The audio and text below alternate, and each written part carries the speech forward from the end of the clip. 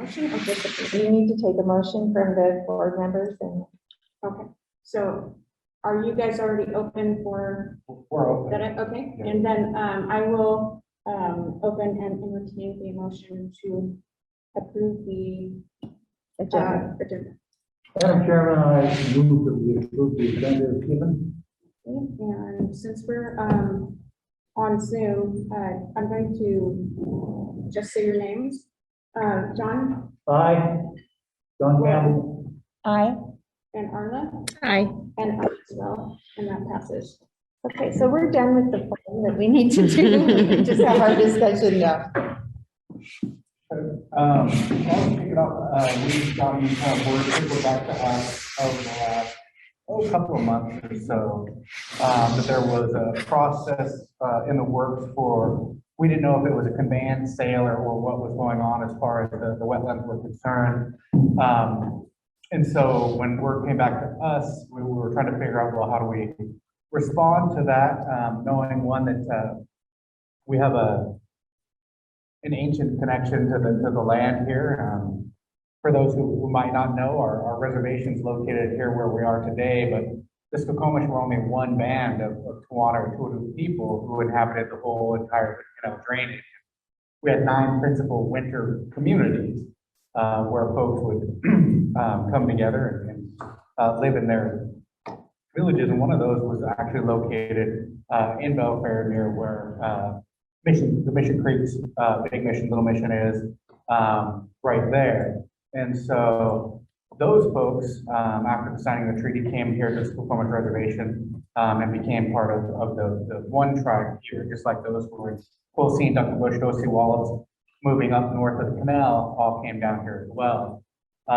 So our interest is still deep in the area. We have treaty rights and we harvest clam, shellfish on the Belfair State Park side.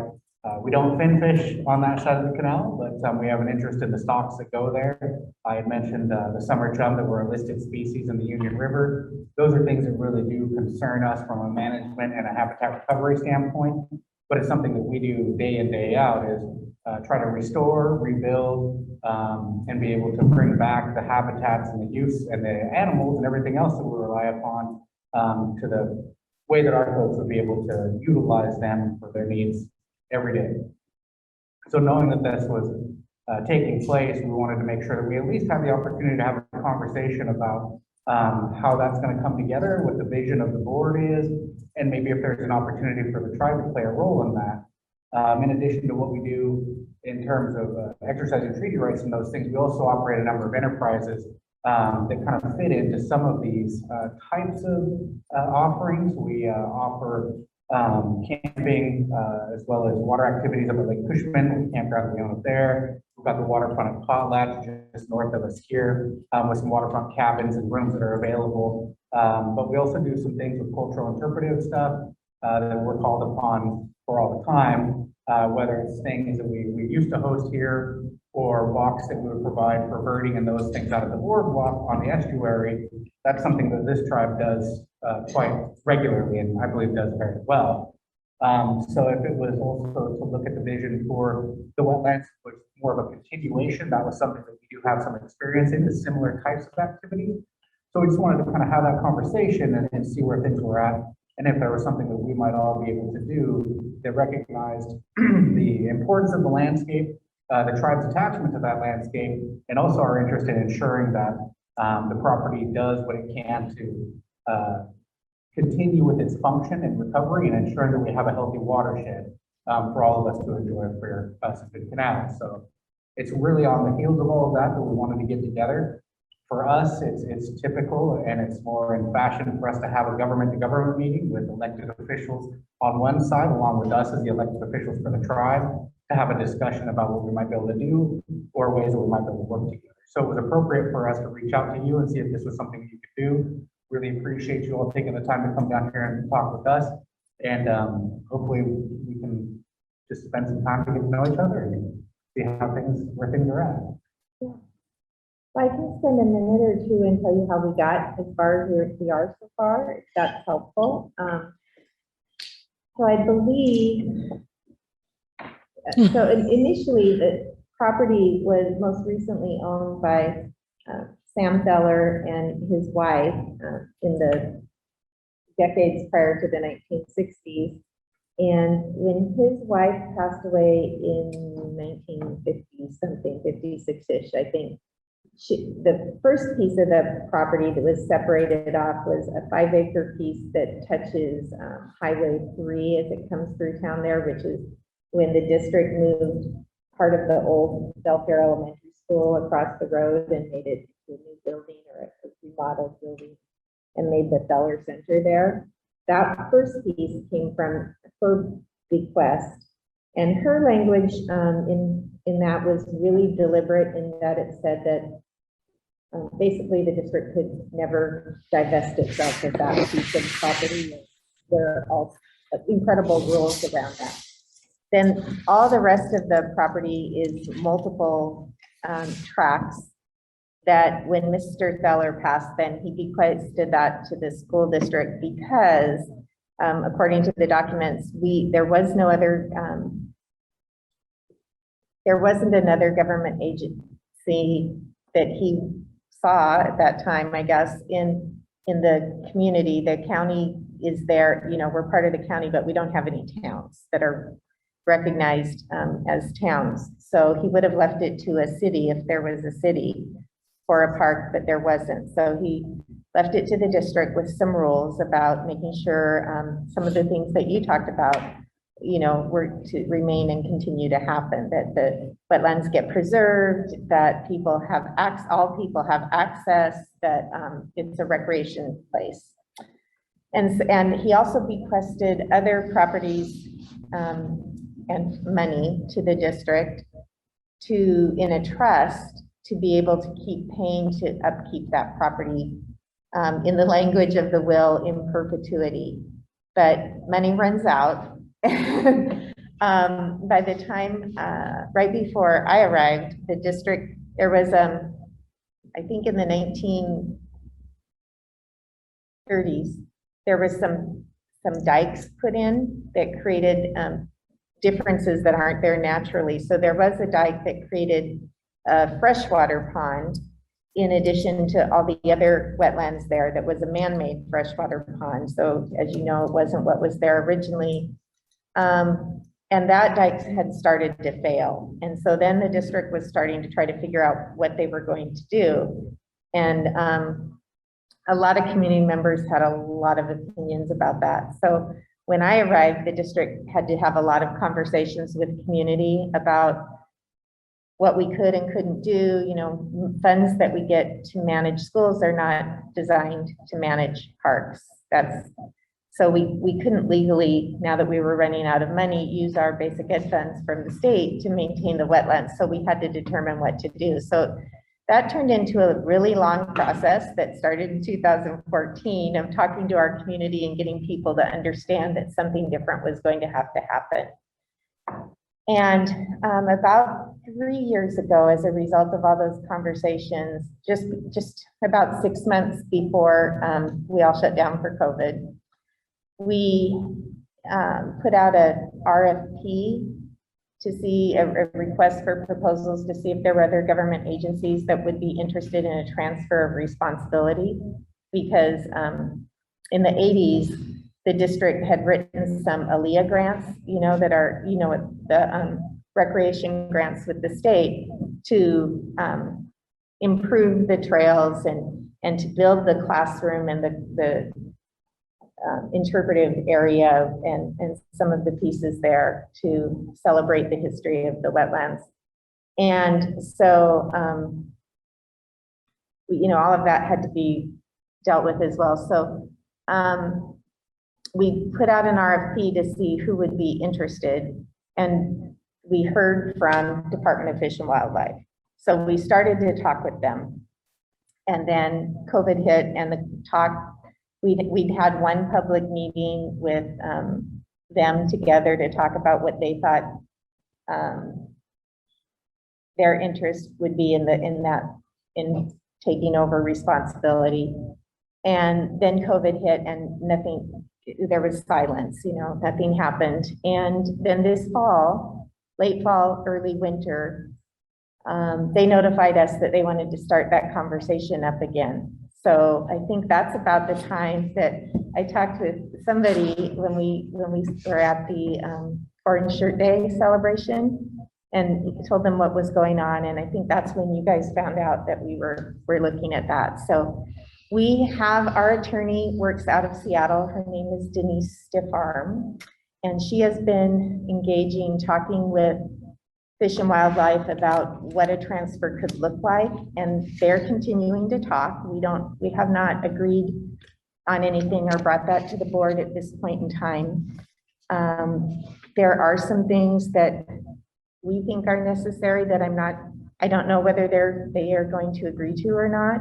So I don't know if that even is going to have a potential to proceed yet at this point in time. They're still talking about whether there's anything to bring to the board for the board to consider from them. Let's see what else. Do you mind if I Please jump in or add?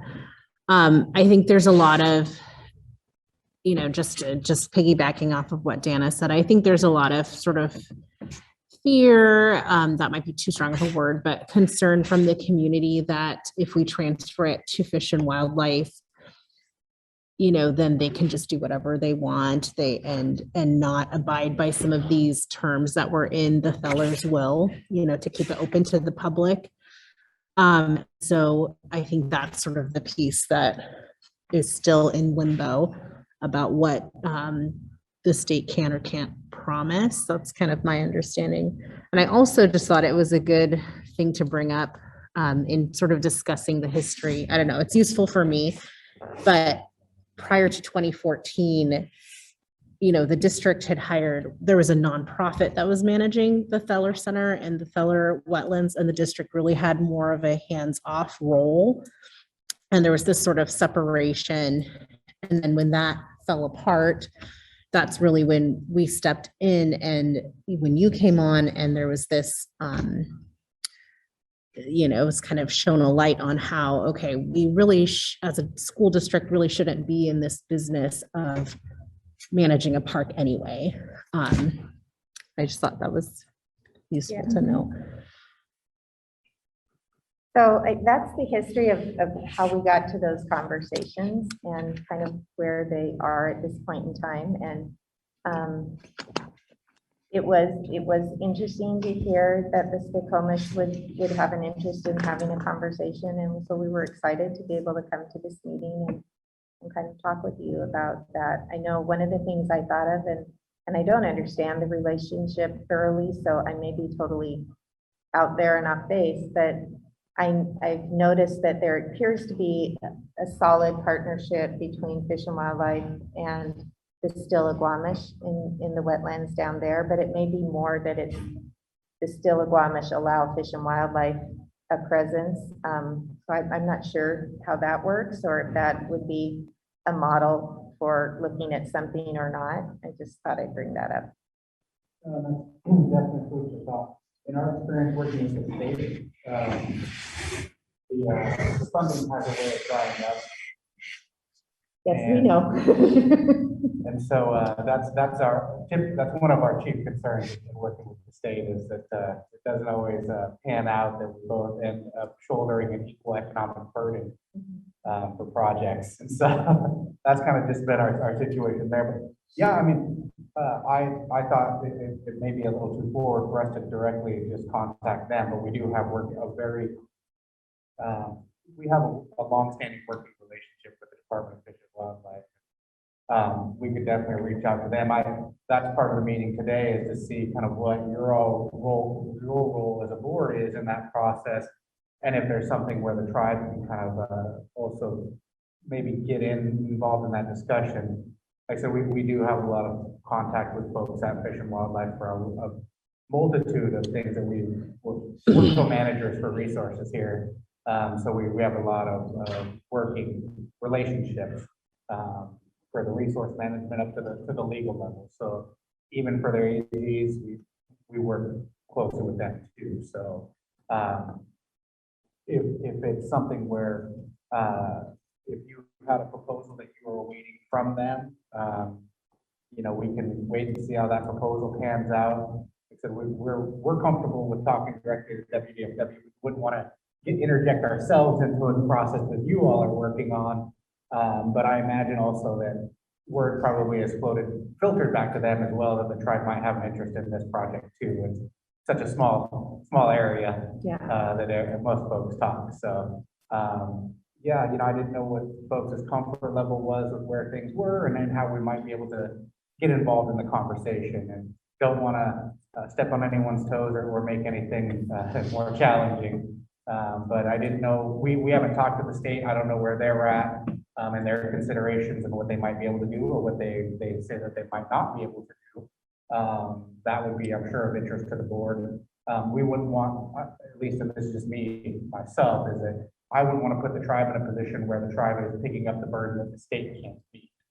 When, if the tribe could have its druthers, would just do the whole thing. You know what I mean? Sometimes, in our experience, in a lot of these things, we are the team member that does the work, but everybody shows up for the credit, It's kind of what It's like happens. group projects, yeah. So I try to hopefully help the tribe avoid those situations, because if we are going to be the ones that are putting the resources forward to do the work and make things happen, then it really should be left to the tribe to make those decisions too, and be able to control and conduct the business in the best interest of getting things done and doing them efficiently and effectively. So yeah, that's kind of part of the discussion here today too, was to see where the process was for any proposals or what you might be getting as far as feedback from the state, where that was at. If it would be okay for us to contact the state and start the discussion with them and see where things are at.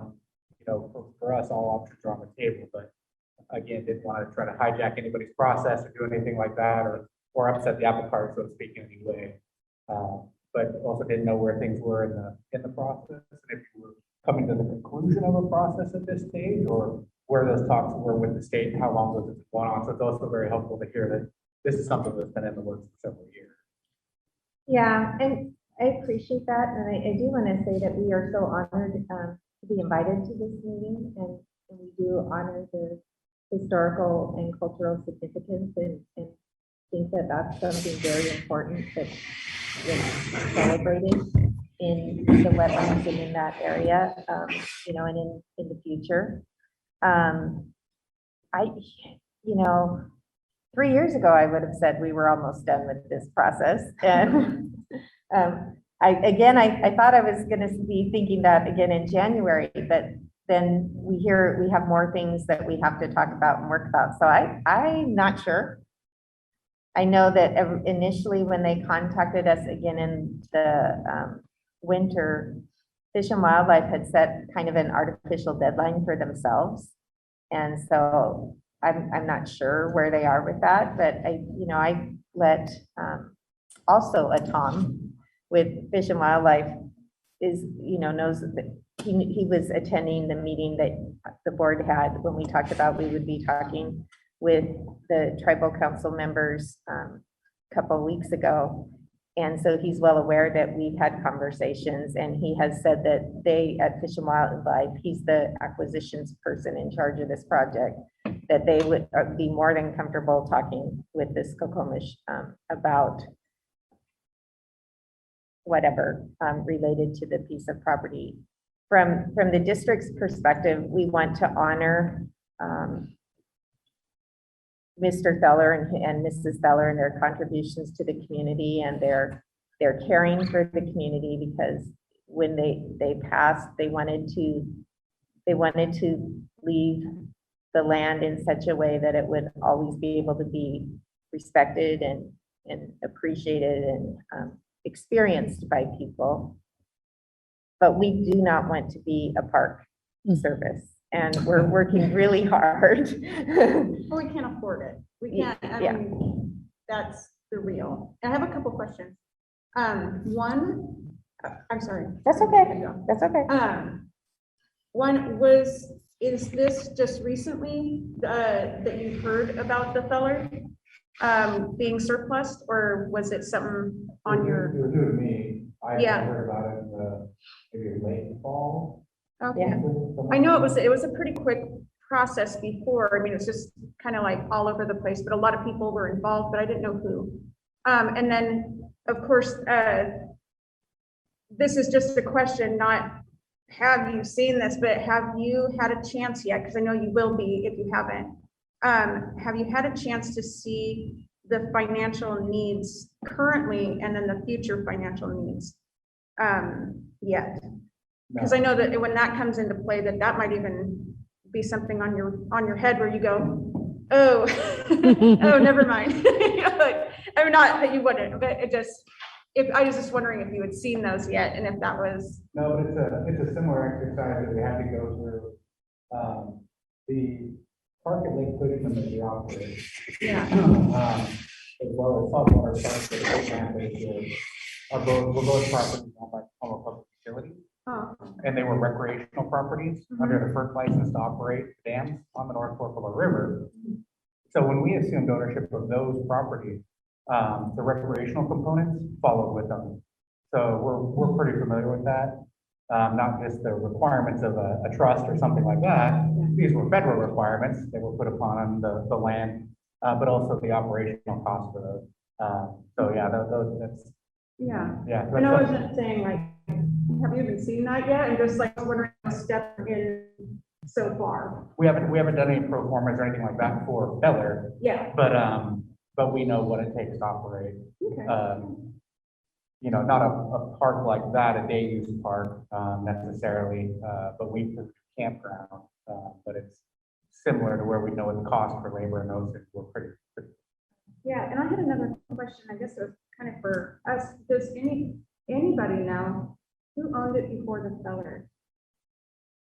Who the? I don't. I feel would like have to go back and I look at used the- to know this. And that's something that's. They, as far as I can tell, they settled in the area.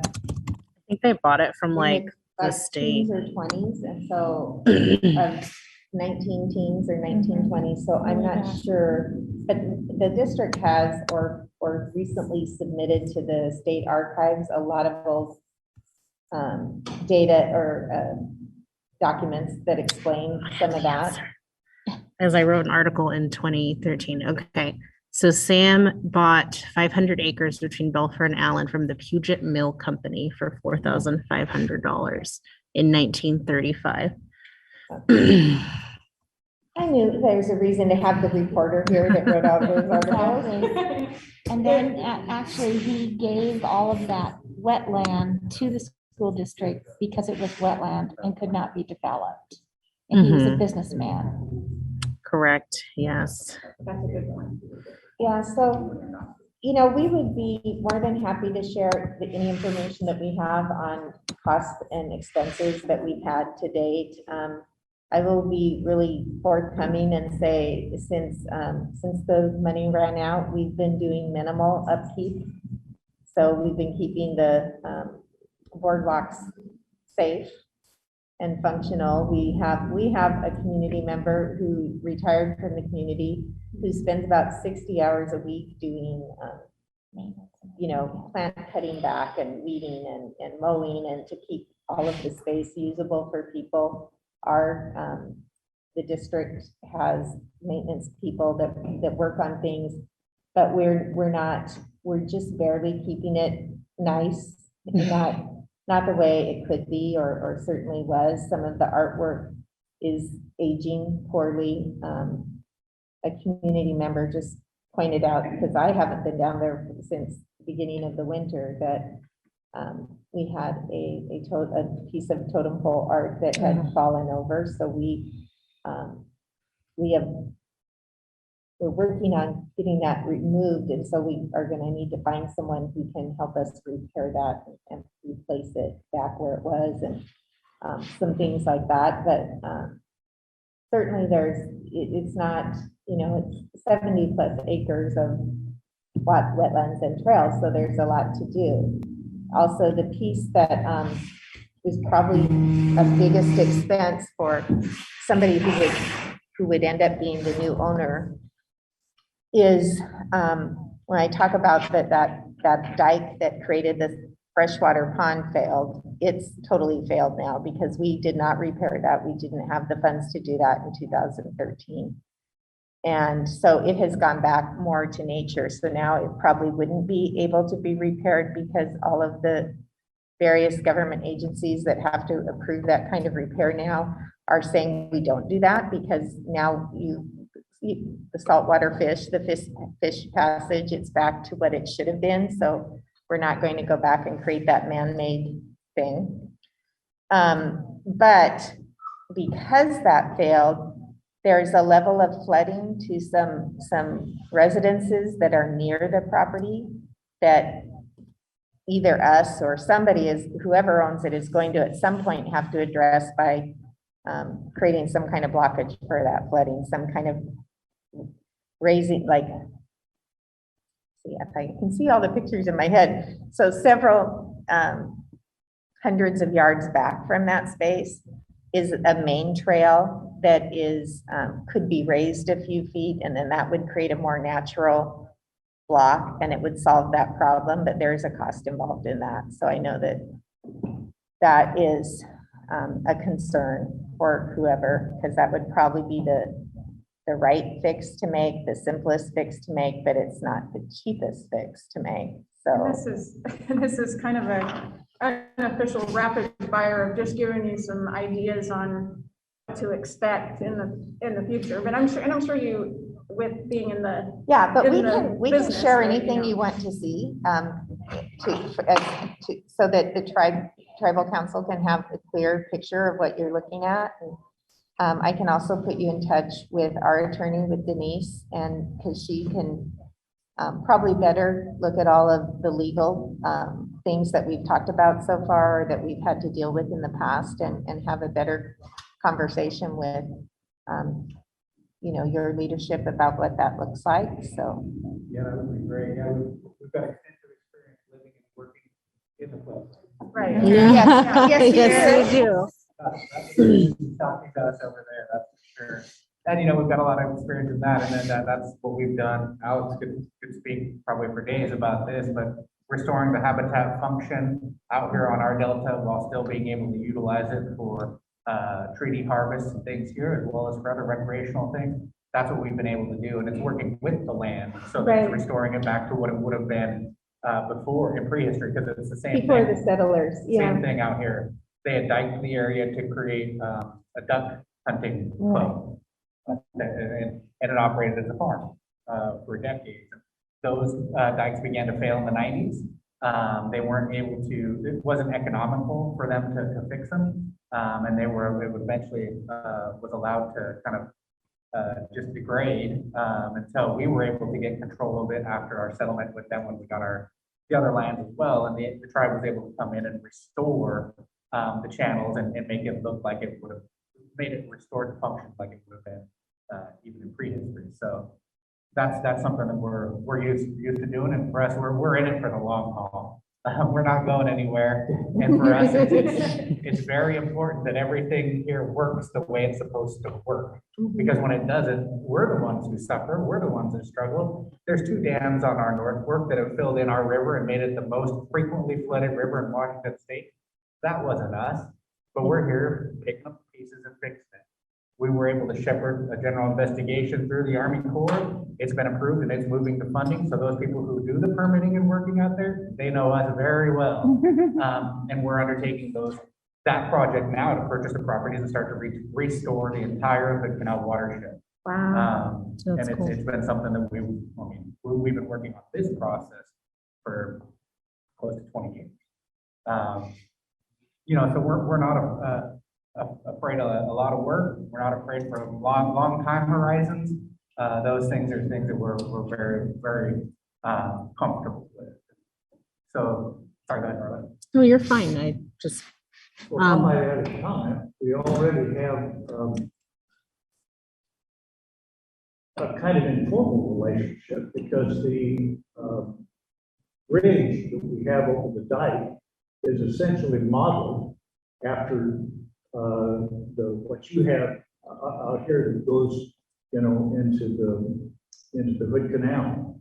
So, and the way you guys addressed the land problem, you know, when you took over the area from, what was it, Malleys or whatever, you know, there were I can't remember what group I was with, but I came over here and saw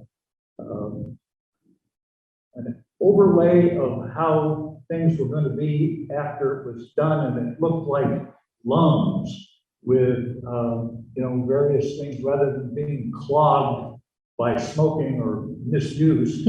There was all the little fingerlings out there where the salmon, would be friendly salmon habitat, and that the model and the walkway, so you'd have access without disturbing the environment. And so I know, that we've been looking, or at least some group from North Mason has been sort of looking your way and are familiar with the kinds of stewardship so your stewardship has been kind of a model for some of the things that are already there. I just say, as one member of the board, we've already got some signs marking your tribe's historic interest in this area. And I, as one community member, would be very comfortable with you folks being stewards. So I think that would be a good idea. The question is, and I'm not speaking for my colleagues, but for myself, I think that would fit. It would fit with the environmental stewardship that you have already displayed. It would fit with the environmental programs of the Salmon Center. And it would fit as an item of history, where in part, the Theler contribution, wanting to do something for the community, discovering what they had in mind was not ecologically feasible, because you can't have a ballpark in a Wetland. This was back in the days when they thought that having a killer whale at the zoo was funny, So there's been a lot of development of thinking since Feller's time, and I can see right off, just intuitively, a lot of fit.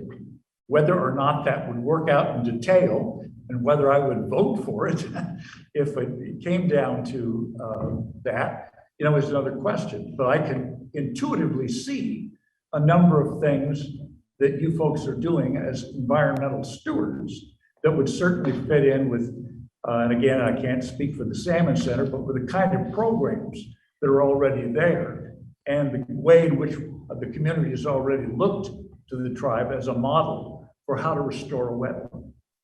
So this is just the beginning, right? Like, this is just our start, because I imagine we'll have other, maybe even more meetings and such. And I'm sorry, did I?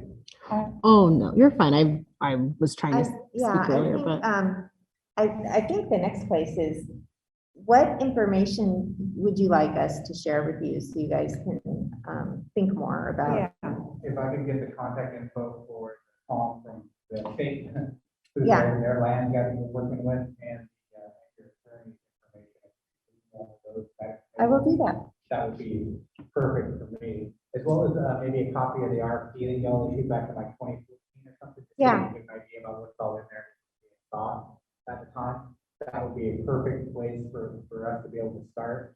I think it would be appropriate too for them to have copies of the wills and Yeah. whatnot that we're sort of legally Yeah, obligated to fulfill. we'll send you, well, and Denise has all of that. Denise Stefan Mhm. organized, so probably by putting Tom in contact with Denise, she'll be able to show that you makes all those legal documents in the most efficient way. What I, So I'll put you in touch with her and with Tom at Fish and Wildlife. When I get back or in the morning, I will find the old RFP and send that to you as well. what I wanted to ask about was the sort of the history and process by which the the Cushman campgrounds and how you guys came to be involved with that, and how you feel it's been going with sort of transitioning it from, I can't even remember what it exactly was, but the public was allowed to be there, and then it transitioned to privately owned with you, but that you still have that public access. And I think that's really a huge component too. When I'm thinking about Theler, the school district, we love having our access to those classrooms. We still have the early learning center that would be right there on the other, piece of property. There's, a preschool that operates, an outdoor preschool that operates in that wetlands. That's a nonprofit. And so I'm really curious about, all of what we've been speaking to, all of the restoration, that's all very important. And I'm in line with what, John is saying, but I'm curious to hear a little bit more about your thoughts on preserving this community relationships and existing, existing ties that we have to that property, people that are already using it. Well, actually, the preschool and the early learning center are not on the property that we're talking about. I'm talking about the early learning center is not, there's a outdoor preschool. Down below. Yeah, Yeah. that does access the They're wetlands. accessing Mhm. the classroom building and And they go out on the trails. Yeah. they're on the trails because they're a model for, like, when we build a new Belfair Elementary School, my vision would be to do some of what they do. Their entire preschool day, which is a half day, It's 9:30 to 12:30. My son goes to it. is they don't learn in a building, they learn in nature. And, there's some really cool places around the world where we're learning that we've maybe stepped too far away and we're moving back to elementary school happening in nature. And so one of the things that we're looking to their success there and their activities is we hope when we build a new Belfair Elementary School that at least some of our classrooms or classes are follow that same model. I think that there are down south of Shelton, the tribal school down there, they are doing the same model there as well.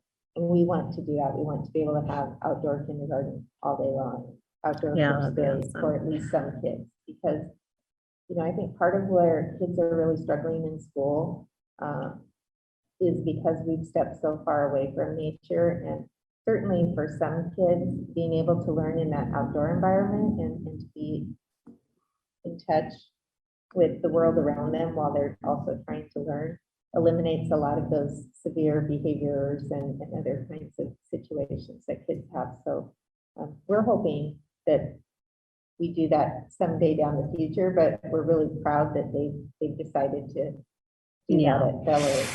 To clarify, the district has a preschool building and our programs that are for developmentally delayed children. But then I'm also speaking about an outdoor preschool that's a nonprofit, Barnacles and Bees, and they're based in Bremerton, but this was their pilot year at North Mason at that, utilizing that site. So that's just the type of thing. Yeah, it would be wonderful to maintain our access to the site as well for the kids, because that does obviously fall into what we care about. I'll just say, for the properties that we received from Tacoma, the license conditions follow the code. If they didn't, to be perfectly frank, I doubt that they'd be open to the public. They would likely just be closed and they'd be there. That was the idea. The lands that we got back from them are traditional lands of our tribe that they were not authorized to inundate with water or to utilize for what they did for almost 100 years. So those lands, that's a different set of circumstances that follow those, and this would be a different issue.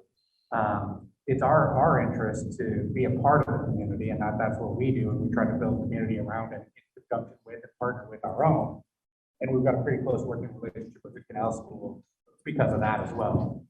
That school is located where it was because tribal members wanted, after when we were consolidating the schools in the area to one school, they wanted their kids to be able to go to school on the reservation. They essentially gave the property to the school district to build the building where it is today. So it's been important to us forever. And in a situation like that, I'll also just let you know that the tribe is working on economic development opportunities around Belfair. And there's opportunities for us to partner moving forward with different entities in the Belfair area to try to be, again, good neighbors. That's what we do. We try to find places that need help, that could benefit from the tribe's support, or work that the tribe does, and be able to further those partnerships. So we're starting out on other projects there, and so this seemed that in many ways, it's shown a light back to us that as we move some of our efforts in that direction, there's other things that may have been in a blind spot in the past, or things that may emerge that we just need to be open to that might also be opportunities. And this is one of them that seemed to be in line with that new thinking and where we're going that would make great sense. And so for us, I think that that's a lot of how we would view it is coming into the community as a partner. Whether we've been physically located there or not, we're there.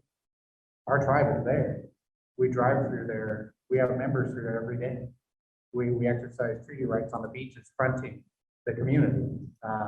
It's very, very deeply important to us. So it's important that we also try to build those communities up and make them, as good as we possibly can as well. So that would be of interest to us, is not to tear everything down or remove everything to start anew, but instead to take the pieces that are really the soul of something and really build those up so that they can be what they need to be and what they should be. That's what I think, and I won't speak for everybody, I'm again just one member here, but that I believe that that's what we do. We try to make things better, and we try to make things whole. That's what we're doing here, is you restore the environment, it becomes whole. You do the work and you do it the right way, things become whole. If you do that, it will be what it's supposed to be. Like I said, long time horizons don't scare us. It's really making sure that we can get to where we need to be, and that we'll all be pulling in the same direction. Because really, at the end of the day, I believe we all want the same things. It's just that it's uneasy to create partnerships when partnerships had never existed. And we're doing the first thing to that today, is getting to this. Granted, we're still wearing masks after 3 years, but hey, we're getting here to lay eyes on each other, see us all, and be able to have a conversation. And that's how partnerships and friendships start. And so, yeah, definitely don't expect everything to be resolved today at all, but if we can start the conversations, that's a great thing. And again, like I said, I think our interest is really to create those partnerships and demonstrate our connectivity to this Hood-Town watershed and what we can do to help everyone. High tide raises all boats, and for us, having a high functioning, thriving community of good canal drainage is of utmost importance to us, because if we want the values that we have and we hold and we put forward to be reflected, we need to demonstrate those as well.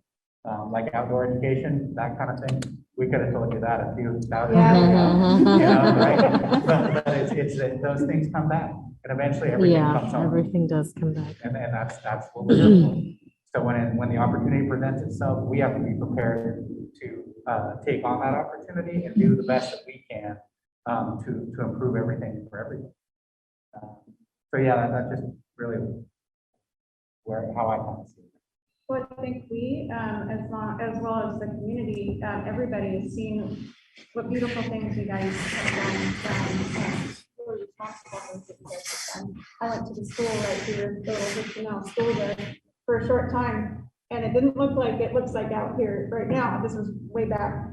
So it was interesting. There's something else I was gonna say, but Maybe I'll steer your memory. I just wanted to throw one thing in. As you guys are familiar with the territory, this is just a word. It's kind of ironic, but the Thelers had in mind for community recreation for some kind of basketball park or ballpark or something else like that. And the main recreational use of the Theler trails now is community members walking and running.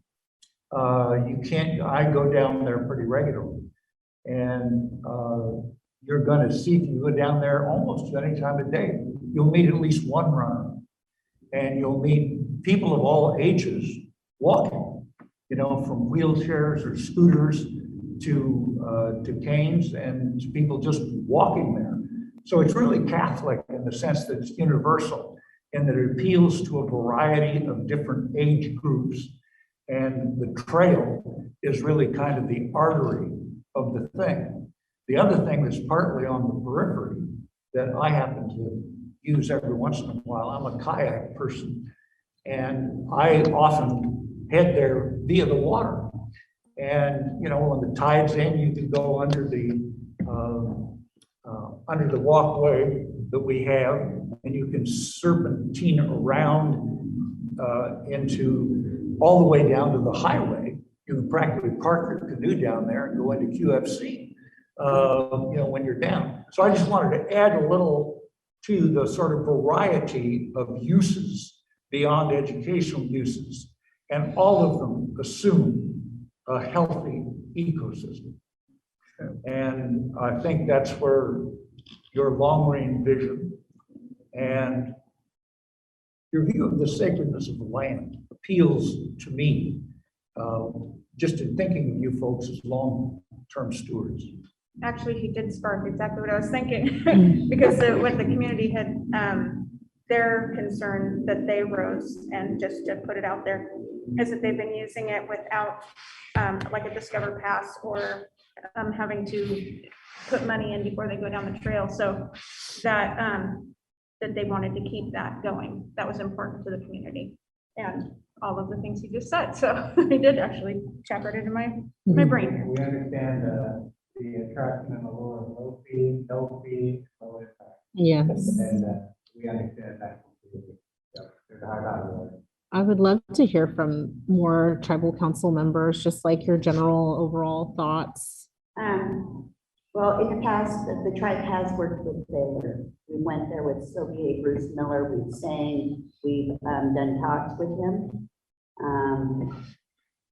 And that was in the past, when there was, they reached out to the tribe, and we would go there and do discussions with him and sing songs. He would talk about the area.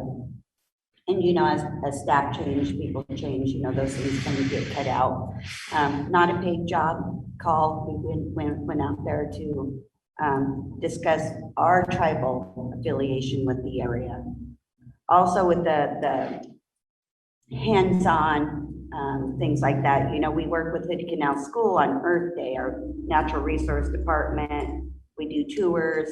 That's just an added benefit for Hood Canal and other school districts to be able to go down there, working with our TIPO. Chris does our things to see the expansion. In my mind, this is where I go, and everybody already knows that. That's my vision, is for a place where we can teach. This plant is a dye. This plant is something you can eat. You talk about the outdoor programs, schooling, wonderful. You know, I take my children out to gather, and the schools would call me up. They're eating this grass. I said, they're okay. They know what to eat. You know, that's miner's lettuce. It's early spring. They're good. Things like that. So those are beneficial. And we still do those with our families and our children today. We find them very, very beneficial. So in my mind, and I only speak for myself, is my visions just roll with what's already there, what can be added, and not make too much changes with the land, except for fixing what may need to be repaired, with restoration back to the native natural state. So, you know, I get all excited when I think of those, and the relationship we had in the past, because I was one of those, Christine and many of us, that Bruce would say, come on, we got a call. We need to go to Thaler's, and this is what they want us to do. They want us to sing, and he would do the talk, and we would just be the background chatter to pick up who didn't hear what, or to add if people had questions afterwards. So it's quite fitting to be able to sit at the table and wait for the council to get everything, but to know it's a positive thing for the tribe. It's a positive thing for welfare, to be able to bring them, mesh them together. Yeah, as a kind of an example of reverse colonialism, you guys' iconography is all over the place. if you look at those two buildings, the classroom and the kind of defunct museum they have. I mean, all that has got, I don't know how many places the symbol of the dog, is around there already. And so there's a kind of a natural fit. I mean, if you're going to advertise Belfair, what do you got to offer? Well, what do we got to offer is the symbolism that you guys have developed, over centuries, and a sense of that. And if you get into the ecology of it, then all the more with respect to salmon, and the rest of it. So it seems to me that there is a tradition to be made use of, and I'm just mouthing off as an individual myself. There's no key to how I would vote. Caveat. Giving himself away.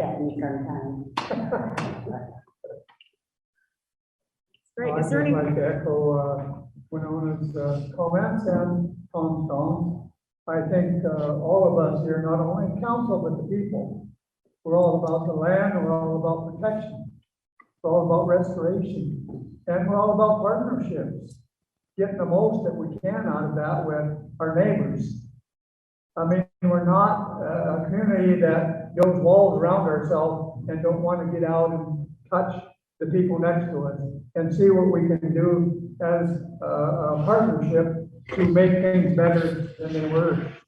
And to do that, everything we need, we're really experienced at restoration. We're experienced at doing the protection that's needed to respect the land. And we're all about respecting the land and what it brings to us. It feeds us, it takes care of us. It has for generations. And we're not going to allow that to change. And so I feel like it's really important that we have this dialogue, that we met here today. And I have hopes that in the future that tribes will be considered. First of all, before you go to a state entity or a different entity, because our history is there and it's here and it's up to clear up to the mouth of the canal and up to the middle range of the mountains. I mean, it's vast. And we have a lot of sacred things that we must protect. We must respect what our elders left us and what they were about.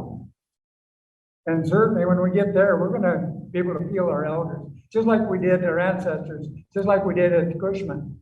When we got possession of that, you could feel them there. And now that's what we're about. It touches our soul.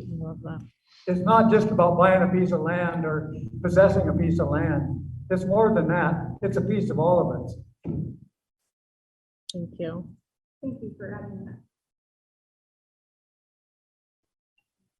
Now I feel like I ought to say amen. I agree. Okay, so after this and after the information that you get, and then we get more of a structure to what. I think we'll keep in touch and Tom will tell me what you want to do next and. Yeah, I'll talk to your lawyer, I'll talk to the state, and we'll put together a game plan on what needs to be brought back to the board. Right. Talk to see where everybody else is at, and then we can mutually come forward with something potentially. Okay. We'll know more once I get to talk to the lawyer. And we're, like I said, we're open. When you contacted me, I asked Denise, to be sure. I said, we're not too far down the road to have a conversation, are we? She said, no, you go have that conversation. So we'll see what happens. It is just the start, and I mean, even if nothing else comes of it, it's important that we did this today. It's important that we get together and then we know each other, and then we try to do what we can to be mutually supportive when that's possible. And that's what we're trying to do. Is knowing again, like that's a part of our territory there, and we want things to be good there, just like we want things to be good here. So there's definitely that in. So yeah, once we have those conversations, we'll see where it's at, and we'll bring it back to everyone or where things stand. I will close the recording now. And I want me to, I will adjourn the meeting, for what I have to adjourn the meeting for. We're adjourned.